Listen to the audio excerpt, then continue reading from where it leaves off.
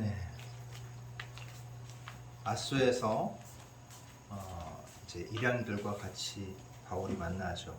홀로 주님을 만나는 그 시간을 가진 바울이 아소에서 이렇게 일행들과 만나서 배를 타고 미둘레네. 이게 미둘레네가 뭐냐면 그 아소에서 약 70km 떨어진 레스보스 섬의 그 수도예요.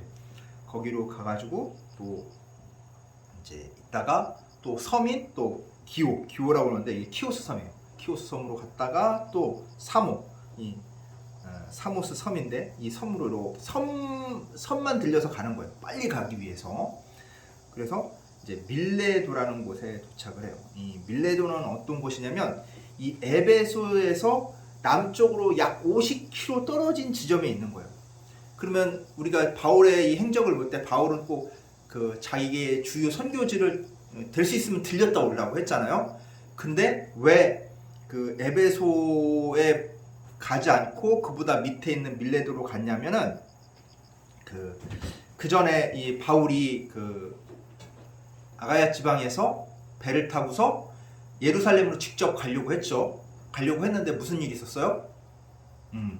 유대인들이 과교파 유대인들이 바울을 죽일 음모를 꾸민다. 그래서 그 순례의 길을 행하는 그런 사람들, 이제 유월절을 예루살렘에 보내고자 하는 그 유대인 중에 그런 사람들이 섞여 있으니까 위험하다. 그래가지고 육로로 해서 빌립보로 가서 거기서 배를 타고 이렇게 내려오는 거잖아요.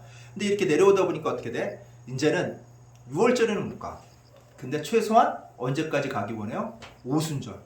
오순절은 6월절부터 50일 되는 날이 오순절이에요. 이 오순절 절기에 맞춰서 그 절기 이전에 가야 사람들이 많을 거 아니에요. 전 세계 각지에서 디아스포라를 흩어져 있던 유대인들이 와서 예루살렘에서 명절을 보내려고 하는 사람들이 많으니까 그 명절 다 끝나고 나면 다 가고 없을 거 아니에요. 그럼 어떻게 돼? 전도의 기회도 좀 놓치는 거야. 그래서 될 수 있으면 바울은 이 생각을 한 거야. 자, 이 전도의 기회를 놓치지 말아야겠다. 이 생각도 하고 또 뭘 가져가 지금 바울이? 무슨 헌금 가져가요?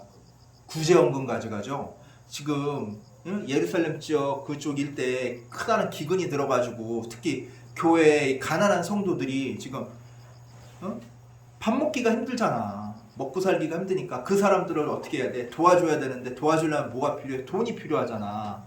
그래서 열심히 헌금을 모금을 해가지고 가져가는데 이제 다 모았잖아요. 하루라도 빨리 어떻게 해야 돼? 가져가서 도와줘야겠지. 그러니까 마음이 급하단 말이에요. 그래서 그 백길을 가다 보니까 에베소에 안 들리고 그 밑으로 밀레도까지 온 거야. 근데 이 밀레도까지 와가지고 어떻게 돼? 그냥 지나쳐 갈 수가 없잖아. 밀레도에서는 어차피 쉬어야 돼. 배를 또 정비하고 해야 되는 거니까. 그러니까 이제 에베소로 사람을 보내요. 보내가지고 자 교회 그 지도자들을 어디까지 오려고 그래? 야 밀레도 너희들이 와라. 내가 밀레도에 있으니까. 그래서 밀레도까지 이제 사람들이 와요. 다 오면서 얘기를 하는 거야. 야, 내가 여태까지 너희들한테 말씀 전했는데 오늘이 그 말씀 전하는 마지막 날이야. 앞으로 너희랑 나랑 볼 수가 없어. 이 천천병력 같은 소리를 하는 거잖아. 아니 그 갑자기 왜 볼 수 없냐? 그 왜 볼 수 없냐면 뭐 때문에 볼 수 없냐? 성령님이 다 얘기를 해준 거예요. 자, 아소까지 걸어왔잖아. 걸어오면서 홀로 하나님과 대화하는 시간을 가졌잖아요. 그래서 성령님이 야, 너 이제 예루살렘에 가면 엄청난 고난이 기다려. 이제는 네 마음대로 선교지 다니면서 선교했지. 이제는 네가 끌려가면서 선교해. 끌려가면서 그러니까 로마로 잡혀가는 거야. 그러니까 마음대로 자기가 원하는 지역에 가서 선교할 수가 없는 거야. 로마까지 군인들이 데려가는 호송하는 대로 가서 거기서 말씀을 전할 수밖에 없는 그런 상황이 된 거야. 그런 것들을 정확하게 알려주진 않고 야 너 이제 고난 받아. 엄청난 고난이야. 이제 네 마음대로 다니면서 선교 못해. 이런 것까지 알려주신 거예요. 그러니까 명확하게 막 다 앞일을 다 알려줬으면은 뭐 대비라도 하고 뭐 계획이라도 짜고 그럴 거 아니야. 근데 그렇지 않고 어떻게 돼? 뭉뚱그려서 알려주니까 바울도 자기가 고난 받는다는 것만 알고 그 구체적인 내용은 모르잖아요. 그러니까 그걸 그대로 얘기를 해주는데 오히려 이렇게 고난 받는 바울은 근심 걱정이 없는데 오히려 주변 사람들이 더 근심을 하는 거야. 막 안타까운 거야. 그러면서 바울이 그 사람들에게 눈물 어린 마지막 설교를 하는 거야. 고별 설교를 하는 거야. 그러면서 뭐라고 얘기해요? 18절부터 이제 그 21절까지는 내가 선교하면서 여기까지 자신이 했던 그 행동했던 일들에 대해서 다시 한번 상기시켜 주는 거야. 다시 한번 떠올리게 해주는 거야. 그러면서 뭐라 하면 19절에 야 겸손과 눈물을 흘린 시간이다. 이게 왜 겸손과 눈물을 흘린 시간이 되냐면 그 유대인들, 그 과교파 유대인들의 그런 그 못된 음모로 인해서 당한 그런 고난들을 얘기를 하는 거예요. 그리고 20절에 뭐 얘기하면 유익한 복음을 내가 장소에 상관없이 어떠한 장소든지 내가 집에 가서 전하기도 하고 회당에서 전하기도 하고 고린도 그 서원에서도 전하기도 하고 길거리에서 전하기도 하고 내가 기회 있을 때마다 내가 하나님 말씀을 전했다. 우리 예수 그리스도의 복음을 전했다. 그리고 21절은 뭐냐면 그 복음의 정수, 예수 그리스도의 복음의 정수인 하나님께 대한 그 복음을 듣고 나면 어떻게 해야 돼? 이제 무슨 마음이 들어? 아, 내가 이제 잘못 살았구나. 그래서 하나님께 대한 그 회개의 마음이 들고 그 다음에 뭐예요? 누굴 믿어? 누구를 통해 구원받을 수 있어? 예수 그리스도를 통해 그 믿음으로써 구원받을 수 있다는 것을 내가 증언을 했다. 자, 난 너희들한테 핵심 다 얘기했어. 이제는 내가 성령의 인도하심에 따라서 이제 예루살렘에 이제 가서 무슨 일 당할지 모르지만 성령님이 아까 전에 얘기했다시피 목사님 얘기한 바에 의하면은 자 이제 뭐 구속고 환난이 기다린대. 막 힘든 일이 기다린다는 거야. 그리고 내가 이제 24절에 무슨 얘기를 하냐면 바울이 야, 내 삶의 목적은 뭐냐면 하나님께 그 예수 그리스도를 통해 받은 사명인 하나님의 은혜의 복음을 증언하는 일. 복음을 증언하는 일을 이루기 위한 것이 뭐예요? 내 삶의 목적이라는 거야. 즉 뭐야? 하나님께서 나에게 주신 사명을 해 나가는 삶이 내 인생의 뭐야? 목적. 돈 많이 버는 거 아니고 선교 사람들 많이 하는 게 아니라 사람 수 많이 늘리는 것이 목적이 있는 게 아니라 내가 하나님의 복음을 사람들한테 이야기해 주는 것이 내 삶의 목적이야. 그러면 한 사람 한 사람이 소중한 거.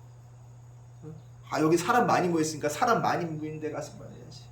사람 적게 모였으니까 대충 해야지. 이게 아니라 동일하게 한 명이 있든 10명이 있든 100명이 있든 1000명이 있든 동일하게 하나님의 말씀을 성심성의껏 전했다는 거예요.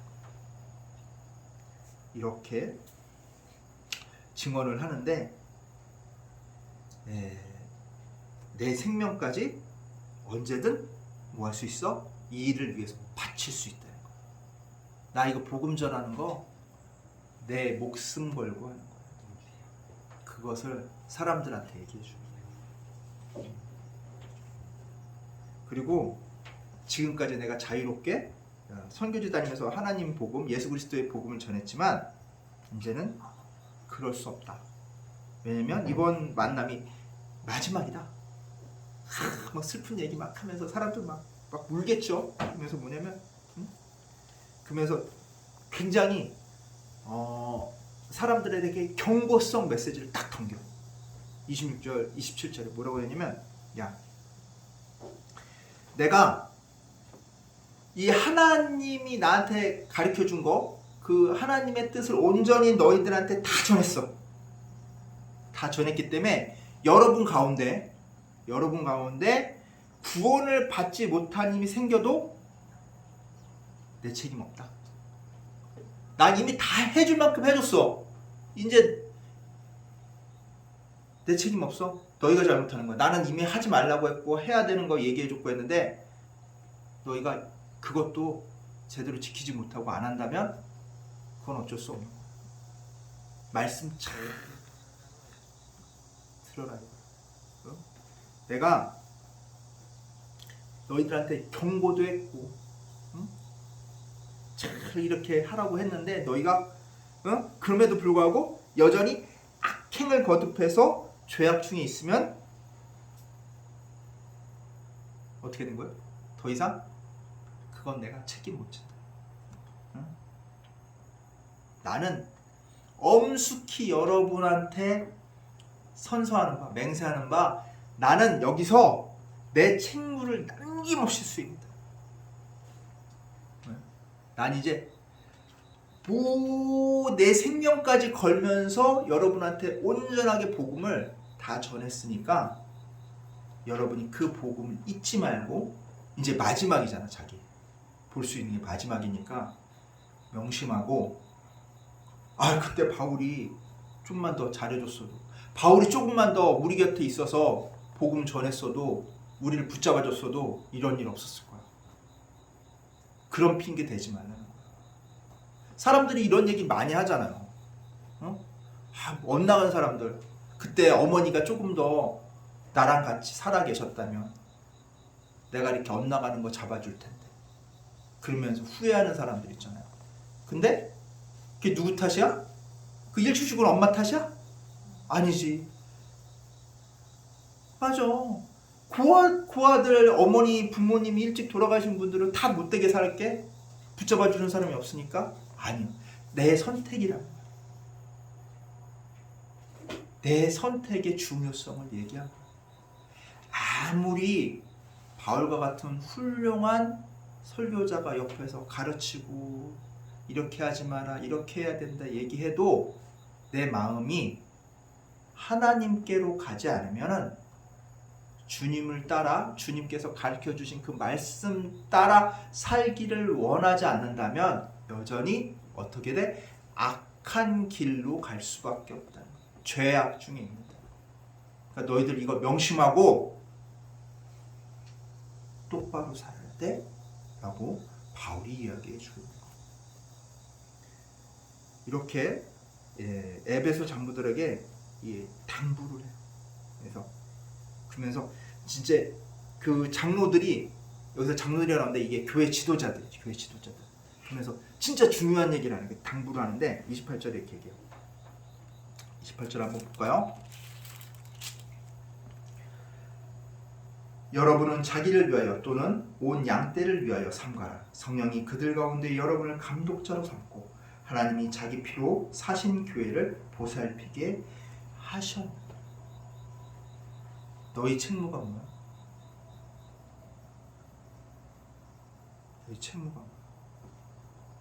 여러분은 자기를 위하여 또는 온 양떼를 위해 삼가라. 뭘 삼가라? 죄 짓지 않게, 죄에 물들지 않게, 악한 자들한테 그 계교에 빠지지 않게 조심하라는 얘기.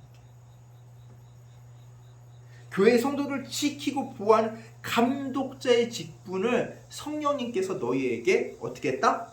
주셨다는 거야. 처신 너희들 잘해야 돼. 첫 번째, 너희 몸가짐 똑바로 하고, 그 다음에 교회에 있는 성도들이 그런 유혹이나 미혹에 빠지지 않게 너희가 항상 신경 쓰라. 그러면서 그 악한 자들이 뭐라고 하냐면 29절 나와요. 내가 떠난 후에 사나운 이리가 여러분에게 들어와서 그 양떼를 아끼지 아니하며. 뭐야 이게? 사나운 이리 때가 그 양떼를 습격하듯이 몰래 싹 와가지고 양들이 있으면은 살금살금 와가지고 갑자기 확 덮쳐가지고 양떼를 확 잡아가지고 간단 말이야. 그렇게 노린단 말이야. 그렇지. 그 양떼가 살금살금 오는데 그거를 누가 지켜야 돼? 파수꾼이 지켜야 되잖아. 목자가 지켜야 되잖아. 그 목자의 직분을 너희들한테 맡겼다는 거야. 감독자의 직분을 너희들한테 맡겼다는 거야. 교회 지도자들한테 맡겼으니까 교회 지도자들은 그 악한 세력들이 교회에 침범하지 못하도록 잘 살펴야 된다는 거예요. 그래서 그 악한 자들이 들어와서 교회 성도들을 어떻게 미혹한다는 거야. 확 잡아먹는다는 거야. 미혹한다는 거야. 그 미혹은 뭐냐면 그 30절에 나오는데 그 요한계시록 2장에 자칭 성도들이 등장해요. 자칭 성도가 아니라 사도들이 등장해요. 나는 예수 그리스도의 그 성령으로 받은 나는 사도다. 그 막중한 임무를 받았으니까 내 말 들어. 그러면서 복음을 내가 너희들 복음에 대해서 잘 모르지. 내가 복음에 대해서 잘 설명해 줄게. 그러면서 사람들 귀에 쏙쏙쏙쏙 들어오게끔 복음을 얘기해 줘. 그러면서 사람들이 이해 잘 안 가던 부분들을 아주 자연스럽게 설명해 주는데 어떻게 설명해 주냐면 세상에 있는 그런 가치 기준을 복음 안에 쏙 집어넣어. 교묘하게 집어넣어. 얼마나 교묘한지 듣고 있으면 맞아. 그 말이 맞아. 라고 생각될 정도로 아주 우리가 원래 갖고 있던 생각들이니까 세상을 살아나가고 있던 그런 방식이니까 그 방식에 맞게끔 그 말씀을 싹 변질시켜서 얘기를 하는 거예요. 그래서 교묘하게 우리를 속여. 그러면 어떻게 돼? 거기에 쏙 빠져버리게 돼. 그래서 잘못된 길로 갈 수밖에 없는 거예요. 그러지 않기 위해서는 우리가 뭘 알아야 돼? 말씀을 정확하게 알아야 되고 그 말씀이 무엇을 뜻하는지를 알아야 돼. 그것을 우리가 요한복음을 통해서 싹 다 얘기를 했어. 그래서 엉뚱하게 얘기하는 사람들 있잖아. 야, 너 성령 세례 언제 받았어?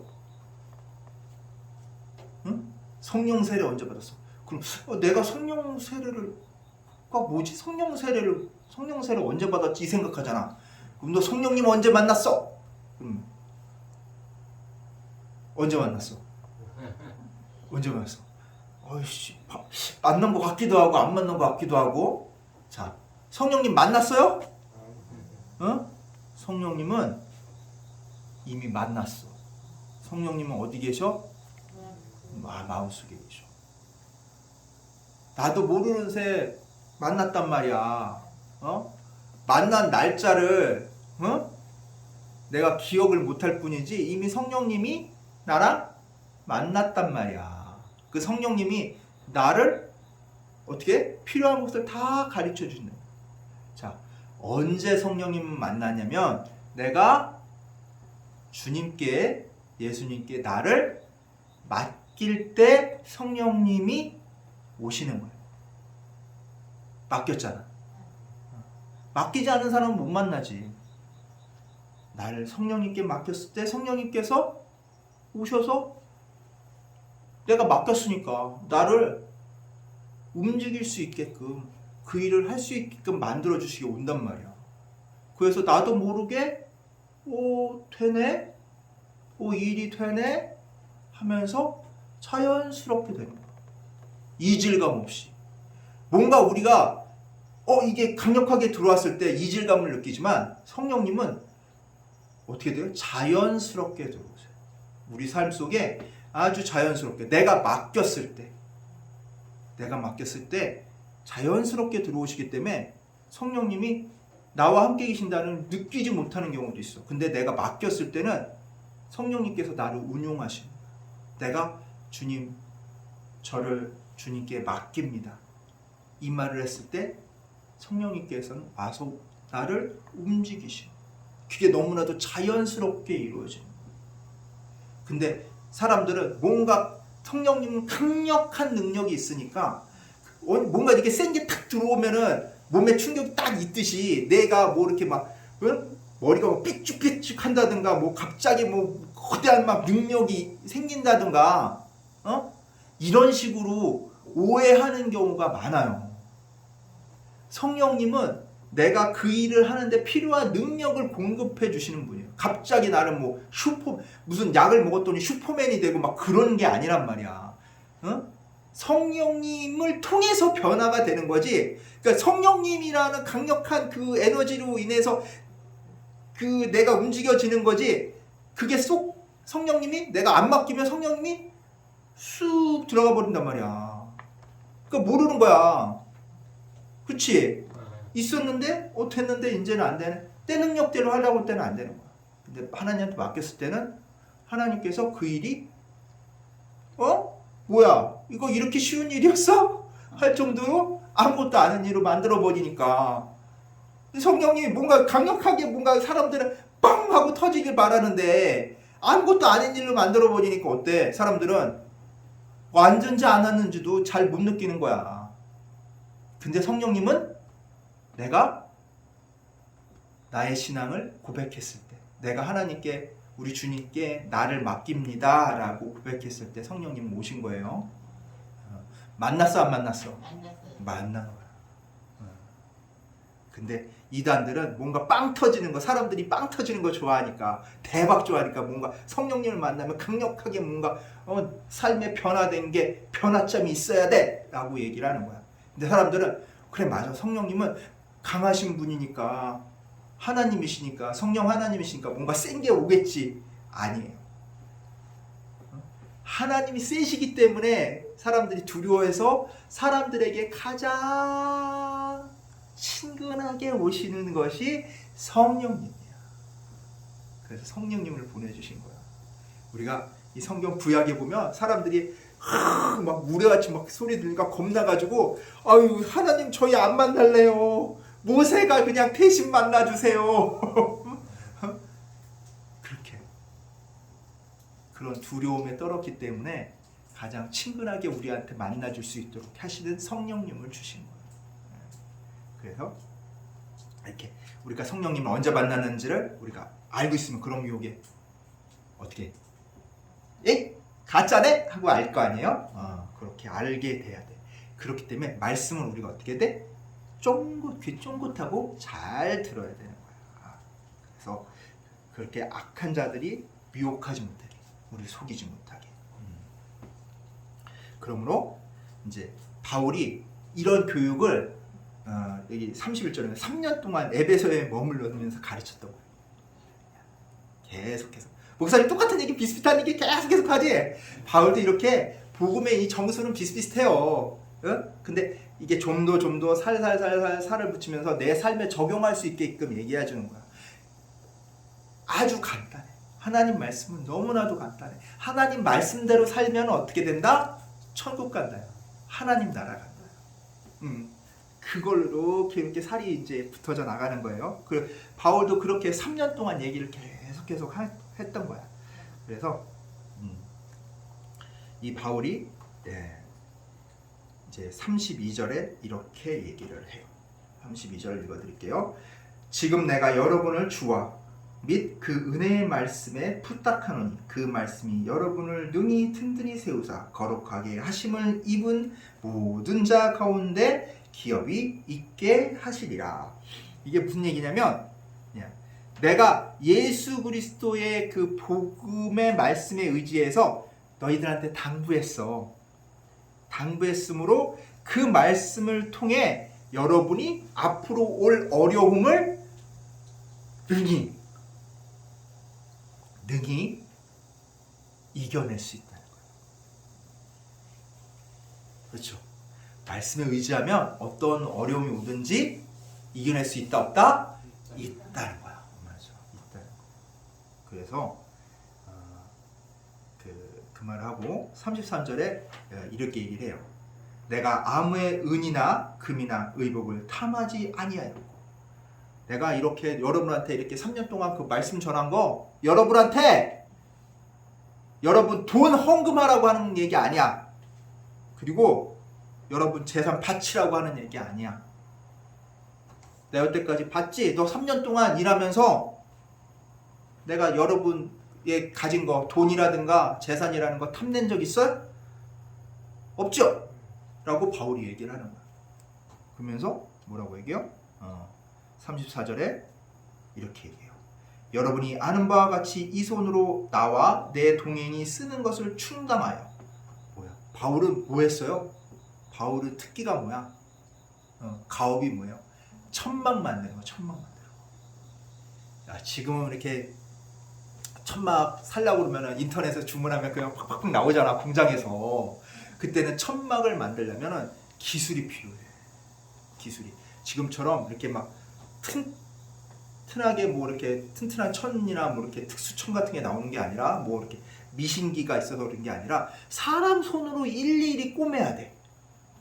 근데 천막에 비 새면 어떻게 돼? 자다가 비 새면 화나 안 나? 화나겠지. 그 군인들이 쓰는 거란 말이야. 튼튼해야 되고 추위와 비나 이런 것들 외부 환경에도 아주 강해야 된단 말이야. 그래서 어떤 부분을 가죽을 덧대고 어떤 부분을 천으로 쓰고 어떤 부분을 어떻게 꼬매고 이게 엄청난 기술이 필요한 거예요. 그리고 이 천막들은 일반 사람들이 쓰는 게 아니야. 거의 대부분 군대는 빨리 이동하고 빨리 그 야영지 이렇게 텐트도 치고 해야 되니까 그때 쓰는 거기 때문에 아주 고가의 물건이야. 비싼 거란 말이야. 그거 만드는 기술자란 말이야. 그래서 그 텐트를 만들어서 어디다 납품해? 군인들한테 납품하는 거야. 군대도 항상 이게 옮기다 보면 텐트가 어떻게 해요? 낡아지면 바꿔야 되잖아. 근데 텐트 만드는 기술자가 그렇게 흔하지 않단 말이야. 만들기도 어렵고 하니까 그렇게 힘들게 만들어서 납품하면 군대에서 다 족족히 사주는 거예요. 금방 만들 수 있는 제품이 아니기 때문에. 또 놔뒀다가 또 텐트 망가지면 그걸 바꿔야 되잖아. 그렇게 해서 그 텐트를 만들어서 군에 이제 팔아서 그 모든 선교 비용을 어떻게 해요? 충당했던 거야. 그리고 일부 이제 교회들에서 이제 선교 헌금을 도와준 때가 있어요. 특히 이제 그 빌립보 교회에서 그 많이 좀 도와줘가지고 그런 선교 헌금을 가지고 썼지. 에베소 교회 사람들한테 야 헌금 걷어서 나 줘 그러지 않았다. 근데 그러면 왜 다른 사람들은 그렇게 그 헌금 걷어가지고 필요한 것들을 쓰고 선교적인 사역을 했는데 왜 바울만 그렇게 했을까? 바울처럼 해야 돼 그게 아니에요. 왜냐면 바울도 뭐라고 얘기하면 고린도전서 9장 14절 한번 볼까요? 우리 고린도전서 9장 14절 누가 한번 읽어주실래요? 고린도전서 9장 14절 한번 읽어주세요.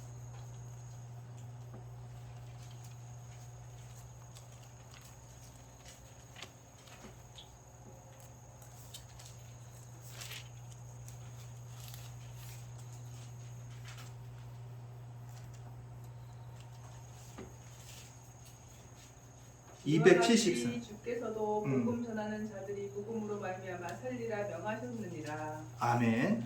이게 뭐냐면 복음을 전하는 이런 목회자나 목사들은 교회에서 사례금 받아서 그 사례금으로 어떻게 해요? 생활을 하는 게 당연한 일이라는 거야.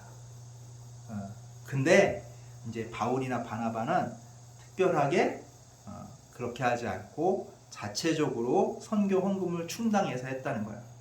그것은 자기가 다른 사람이랑 달라서 그런 게 아니라 나 자신은 그만한 기술을 가지고 있었기 때문에 여러분한테 혹시라도 부담을 안 주고 복음 전하기 위해서 그렇게 했다는 거예요. 그 의미를 알겠죠? 그래서 바울은 이렇게 했다. 너희들한테 내가 신세 지려고 한 것이 아니다. 내 복음을 더 명확하게 전하기 위해서 내가 번 돈으로 너희들한테 선교 활동을 한 것이다 라고 얘기해 주고 있는 거예요. 그리고 35절에 이렇게 얘기해요. 범사에 여러분에게 모범을 보여준 바와 같이 수고하여 약한 사람들을 돕고 또 주 예수께서 친히 말씀하신 바 주는 것이 받는 것보다 복이 있다 하심을 기억하여야 할지니라. 이게 뭐예요? 이게 무슨 뜻이야? 이렇게 내가 모범 보이는 것을 기억하라는 거야. 모범 보이는 것을.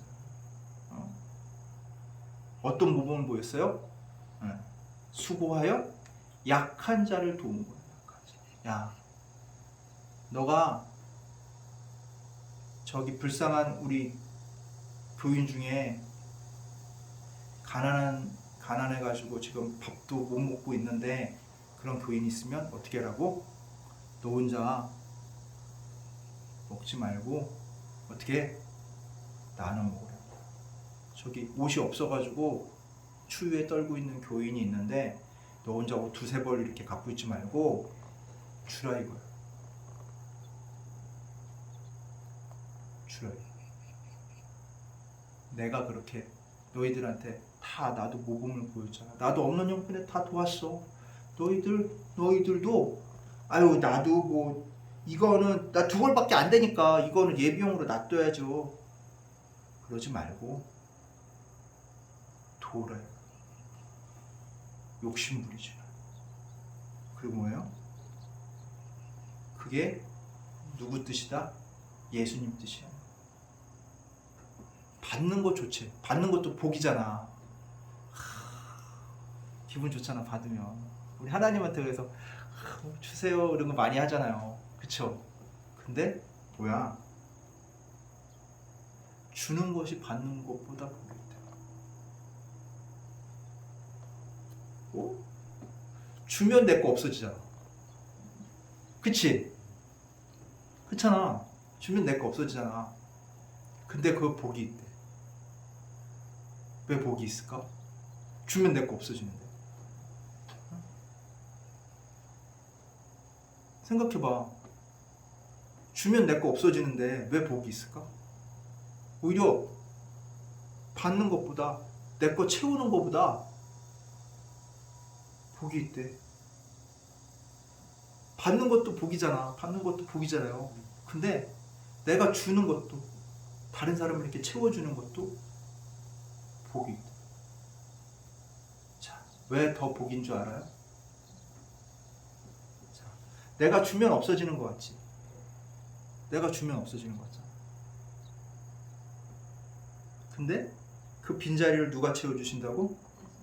그래, 주님께서 채워주시잖아. 근데 내가 하나 주면 하나님께서 우리 주님께서 하나 채워줘? 아니죠. 더 큰 풍성한 은혜로 채워주신단 말이야. 그런 복도 있고, 그리고 내가 남을 채워줄 수 있는, 남한테 줄 수 있다는 것은 뭐야?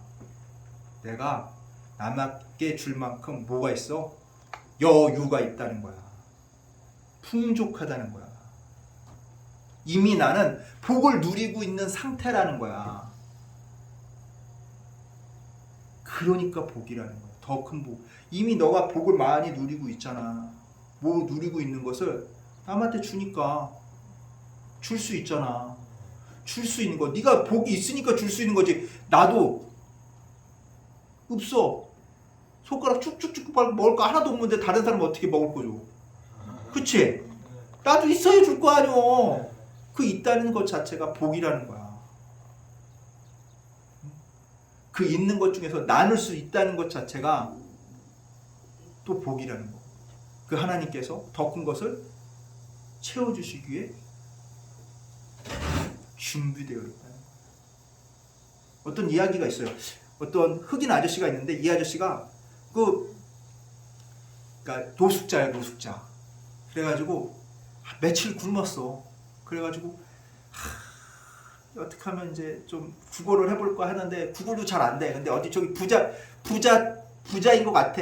멋진 자가용을 타고 운전기사를 두는 아저씨가 탁 차에서 내려서 막 전화를 하고 있단 말이야. 그래서 그 앞에 서가지고 달라고 그렇게 하고 있는 거야. 그러니까 이 부자 아저씨가 에이 옆에 와서 자꾸 저러니까 앉을 수 없잖아.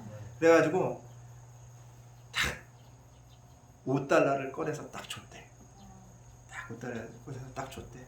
딱 주니까 이거 가서 이제 사 먹어야 될 거 아니야. 근데 그러고 나서 이 $5를 딱 가지고 있는데 어떤 아줌마가 딱 버스를 타려고 그러는데 버스 비용이 부족한 거야. 아, 그래서 걸어와야 되니까 그 아줌마한테 $1를 준 거야. 그 아줌마가 타고 가게끔. 아이씨, 밥 먹으라고 5달러 줬으니까 4달러 남았을 거 아니야. 4달러 남아서 딱 이제 그 앞에 있는 슈퍼마켓, 신기한 거야. 저 사람 이상하게 됐는데 흥미가 생겨가지고 이 돈 부자가 그 사람 뒤를 따라가 본 거야.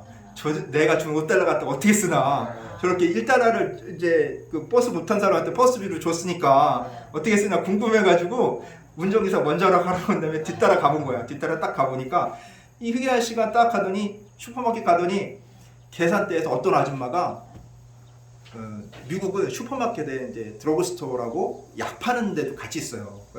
약까지 이제 계산하는데 2달러가 부족한 거야. 약값이. 근데 약을 애한테 먹여야 되는데 약값이 부족하다 보니까 이 아씨가 2달러 갖다가 그 아줌마한테 또 주네? 아니 이제 3달러 썼잖아. 저 2달러 갖다는 이제 뭐 사 먹겠지? 하고 야 씨도 없는데 저 5달러면은 그 어쨌든 햄버거 세트 하나 먹을 텐데 그렇지 않고 딱 가더니 햄버거 가게에서 2달러 주고 햄버거 하나 딱 산 거야. 햄버거 그래 이제 저렇게 해서 먹겠지 하고 이제 또 어떻게 하나 또 궁금해가지고 또 이렇게 몰래 따라갔어. 그러더니 햄버거를 이렇게 가져가더니 같이 이제 노숙하는 그런 노숙자들이 있는데 한 명이 이제 몸도 아프고 이제 구걸할 수 없을 정도 힘이 들어 이제 몸도 아프고 구걸할 수 없을 정도로 이제 힘이 들어서 이렇게 누워 있으니까 그 햄버거를 또 반으로 자르더니 그 사람한테 주더래. 그래서 햄버거를 그 반을 먹으려고 하는데 또 어떤 사람이 이렇게 딱 바라보니까 또 주더래. 자기보다 어린 사람이 있으니까 또 먹으라고 또 주더래. 아니 내가 5달러 줬는데 지는 햄버거 하나 사가지고 먹지도 못하고 다른 사람 다 주고 저 뭐하나 지금 내가 볼 때 저 사람 소리 뱃속에도 꼬르륵 소리가 났는데 아이 참 얘는 진짜 평생 거렁뱅이로 살 수밖에 없구나 그 생각이 들었더래. 그래서 딱 하고 있는데 갑자기 어떤 또 여자 노숙자가 막 뭐 이렇게 막 그 비닐봉지 확 내리면서 오더래. 그러더니 내가 지금 구걸했는데 잘해가지고 지금 그러니까 남는 거 음식 싸왔다고 해가지고 나눠 먹더래. 저거 보고 참 희한하다 그 생각을 하고서 집에 갔대. 집에 딱 가는데 그 사람이 머릿속에 떠나지 않는 거야. 밥 먹으면서. 그래가지고 밥 먹으면서 엄마한테 그 얘기를 한 거야. 그 어떤 흑연 아저씨가 있는데 자기도 배 쫄쫄 끓는 거 배 꼬르륵 나게 불쌍해서 5달러 줬더니 그 차비 없어가지고 차비 부족해서 하는 사람한테 1달러 주고 약 못 산다는 사람한테 2달러 도와주고 햄버거 하나 사가지고 지 입으로 들어갈 줄 알았더니 누워있는 사람한테 반 띄워주고 옆에서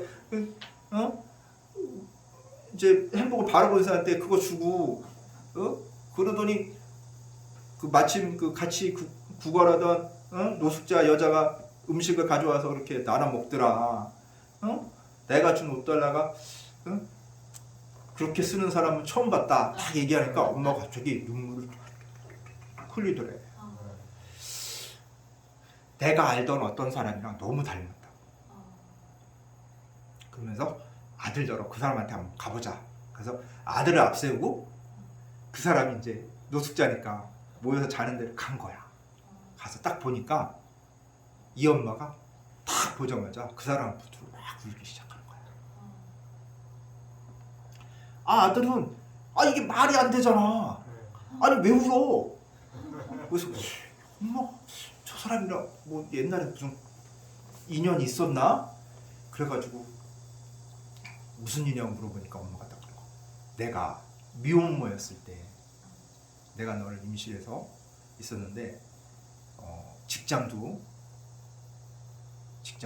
해고당하고 그렇게 간신간신히 버티다가 진짜 먹을 게 없어가지고 이제는 어떻게 도움받을 수 있는 길이 없어서 이제는 마지막이구나 하는 그런 절망적인 마음을 가지고 있었을 때 어떤 사람이 나한테 돈을 30달러를 주면서 이 돈으로 급한 거를 해결하고 자기가 일하는 가게에 와서 자기가 매니저인데 일을 해라. 그래가지고 직장도 잡아주고 그렇게 자기를 너를 출산할 수 있을 때까지 이렇게 다 도와줬다. 근데 그렇게 일하다가 이제 세월이 지나서 그 사람이랑 또 어떻게든 인연이 끊어졌다. 나중에 이제 은혜를 갚으려고 알아봤더니 그 사람도 그 가게 매니저를 그만두고 어디로 갔는지 알 수가 없다. 근데 오늘 그 사람을 여기서 만났다는 거야. 그 흑인이 그 자기가 미혼모였을 때 어려웠을 때 그 아들을 임신했을 때 도와줬던 그 매니저였던 거야.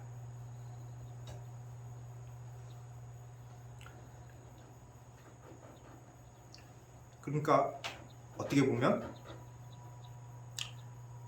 아무것도 아니잖아요. 내가 선행을 베풀어도 그 선행이 나한테 곧 돌아오지 않는다.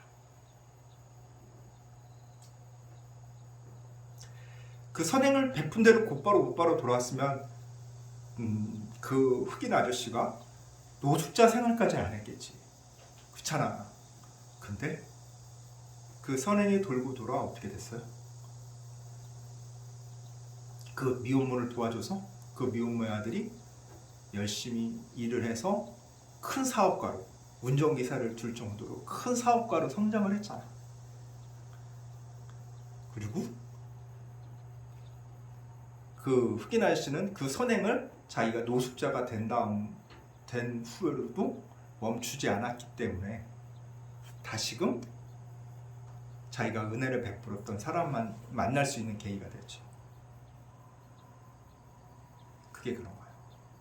우리가 아무리 좋은 일을 하고 착한 일을 한다고 하더라도 그거에 대한 결과가 나한테 확 쌓이진 않아. 근데 그런 것들이 돌고 돌아서 결국은 어떻게 돼요? 세상이 하나님 원하시는 아름다운 사회로 변하게 되는 거예요. 그게 하나님께서 주시는 복이에요.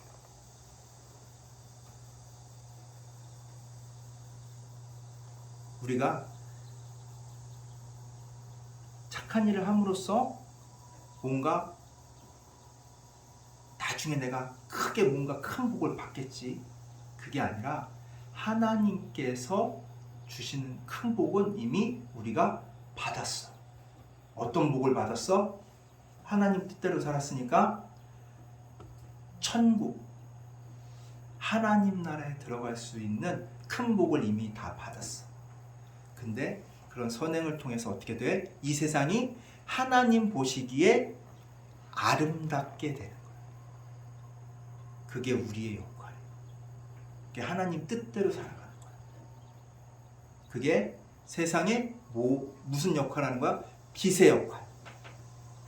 세상을 악하지 않게 썩지 않게 하는 소금의 역할을 하는 거야. 그 역할을 우리가 어떻게 해야 돼요? 감당하는 거야. 지금 바울이 하는 얘기도 그 얘기인 거야. 35절에 하는 얘기가 주는 것보다 받는 것이 주는 것이 받는 것보다 복되다.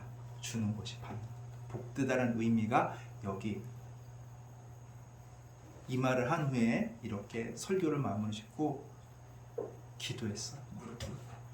그리고 다 같이 합심 기도했어요. 자,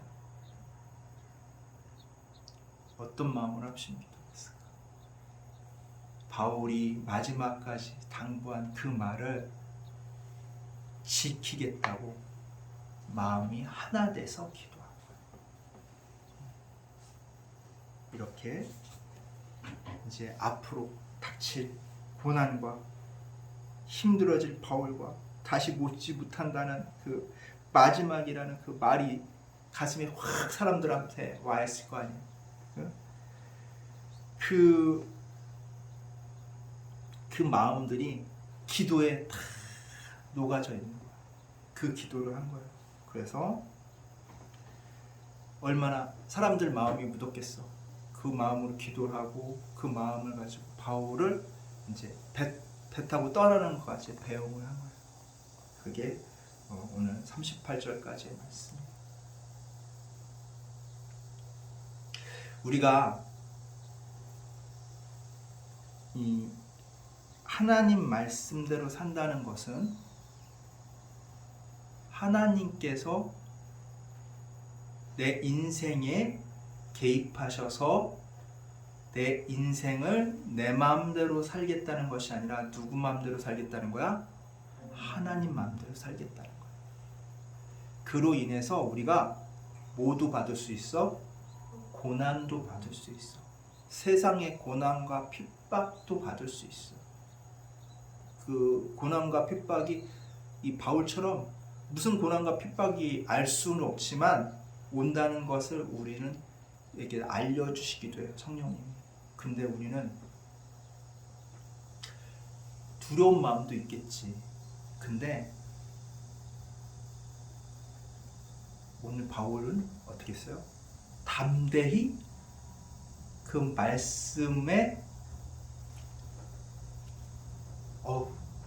나는 그렇게는 못 살아야 하지 않고 그 말씀에 순종하며 떠나갔어요. 예루살렘 가면 거기서 고난받는다는데 예루살렘 또 갔잖아. 그게 우리 믿는 자의 자세예요. 우리는 이미 큰 것을 받았어. 큰 게 뭐야? 천국 티켓을 받았어. 그리고 그 천국이 내 안에 있어. 주님이 내 안에 계시니까. 이미 다 받았어요, 복을. 다 받았지. 다 받았어. 세상에서 얻는 것은 그냥 소소한 복이야. 가장 큰 복을 받았으니까. 근데 세상에서 오는 그 소소한 복 때문에 나의 가장 큰 복을 잃어버리면 돼, 안 돼? 네. 안 돼요. 바울은 그걸 당부하고 있는 거야. 세상에서 오는 그 자잘한 복 때문에 큰 복을 잃어버리지 마라.